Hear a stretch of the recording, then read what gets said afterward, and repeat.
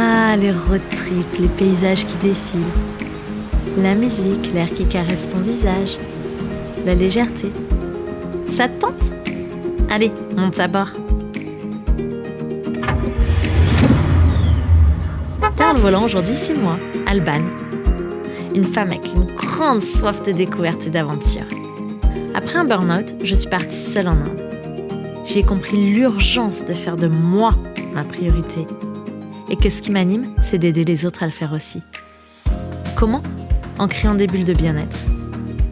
Des endroits sûrs, loin du stress du quotidien, où se côtoient massage, récits de voyage, art-thérapie et human design. Ce van, c'est l'une de ces bulles. Un safe space pour te montrer que voyager est à la portée de tous et te motiver à le faire à ton tour. Alors boucle ta ceinture et let's go!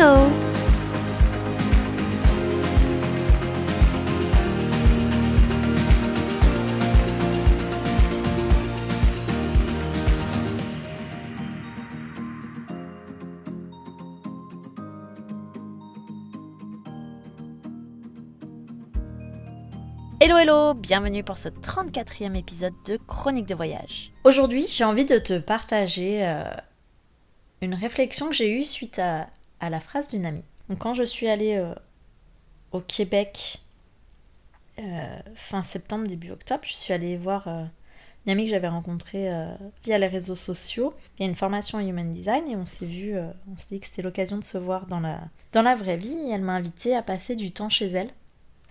Et en fait, elle m'a fait part du fait que pour elle, en fait, être invitée comme ça dans le quotidien d'une personne, c'était un petit peu, on va dire, malaisant. Et je le comprends parfaitement parce que, oui, ça change des habitudes. Mais en fait, sa réflexion m'a fait beaucoup réfléchir à mon tour. Je me suis rendu compte que, moi, c'est ce que j'aime. Moi, je trouve ça magique d'avoir cette opportunité. Parce qu'en fait, j'aime voyager, mais pour moi, c'est pas juste découvrir un lieu, les sites touristiques, le musée, la merveille du monde, je sais pas quoi, même si c'est beau, hein, c'est incroyable. Mais ce qui est fort, ce qui me transporte, en fait, c'est de vraiment découvrir la vie des gens sur place. Moi, je trouve ça incroyable d'avoir cette opportunité-là. Cette amie qui m'ouvre les portes de chez elle, de son quotidien, pouvoir manger avec son conjoint, ses enfants, voir leurs habitudes, leur vie en fait. Je trouve ça magique. Et ça, j'ai pu le vivre dans d'autres pays. J'ai pu le vivre au Paraguay. Donc, je te parlais dans l'épisode 32, dans ce franco-paraguayen qui nous a aidés. Il nous a aussi invités dans son quotidien. On a fait plusieurs repas chez lui. On a dormi dans son jardin avec Simone.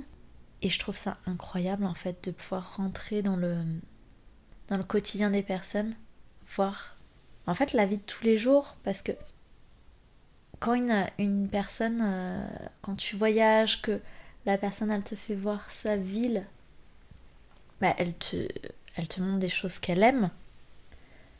Mais quand elle t'invite chez elle, c'est comme si elle te mettait à nu, en fait. Tu vois, dans toute sa vulnérabilité, tu vois vraiment un bout de sa vie. Et c'est magique de vivre ces choses-là. Et j'ai pu le vivre aussi en Inde. Je l'ai beaucoup vécu, en fait, en faisant du couchsurfing. Ça permet vraiment de pouvoir voir la vie de tous les jours aux quatre coins du monde. Et pour moi, c'est une expérience incroyable, c'est quelque chose de magique. Parce que tu vas au-delà de ce que les gens ont envie de te montrer, de te présenter le plus beau de leur endroit, de leur pays. Là, tu vois vraiment leur intérieur, leur vie, comme elle est. Donc j'avais envie de te partager cette réflexion. Que tu vois, moi, ce qui m'anime, c'est voir les habitudes, que ce soit pas les heures de manger, les heures de dormir. Elles changent d'un pays à l'autre. Par exemple, au Canada, où en Belgique, les gens mangent tôt, se couchent plus tôt. Quand tu vas en Espagne ou en Amérique latine, les gens sont plutôt habitués aux siestes l'après-midi, mangent tard, se couchent tard. Et je trouve ça incroyable d'avoir l'opportunité de découvrir ça par toi-même en suivant tout simplement une personne dans son quotidien. Et c'est la simplicité qui offre les plus belles choses. Moi, c'est ce qui m'a toujours fascinée. Oui, je peux découvrir des beaux monuments, des beaux paysages, et j'adore ça. Mais simplement rentrer dans la vie de quelqu'un, c'est une dimension encore plus forte. Au Brésil, j'ai carrément vécu 3 mois dans la famille de Bernardo, vraiment voir leur vie de tous les jours, leur quotidien.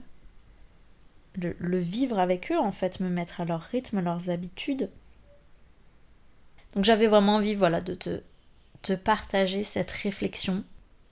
Et j'ai envie de t'entendre là-dessus, ou te lire, si tu préfères. Viens me dire, viens m'écrire sur Instagram, fais-moi un audio. Tu peux me retrouver... bien qu'on peut s'exprimer sur le sujet. Il aime bien lui aussi, découvrir les maisons des gens. Et alors surtout leur canapé, ça c'est son truc préféré. S'il donne à manger à table, alors là, c'est ses jours préférés. Clairement.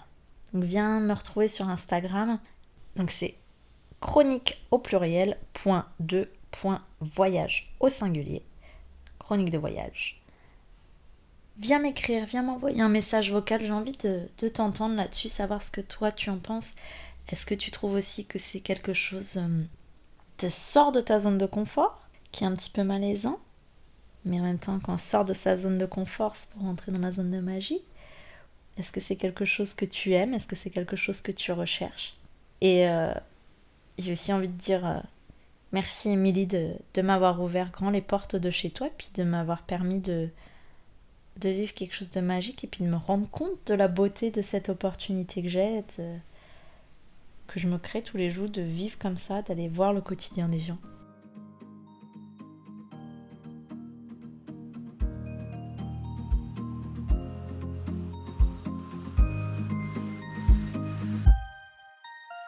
Merci pour ce beau moment. Je suis tellement contente que tu sois venue en road trip avec moi aujourd'hui.